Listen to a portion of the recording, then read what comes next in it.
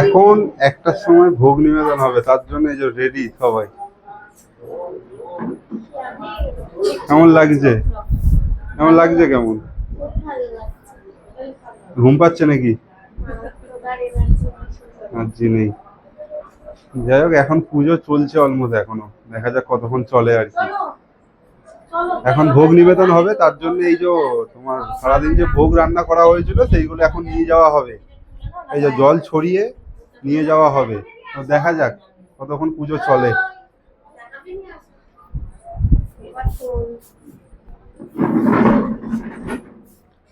তো মায়ের জন্য এই যে ওইসব ভোগ এখানে আয়োজন করা হয়েছে। এই যে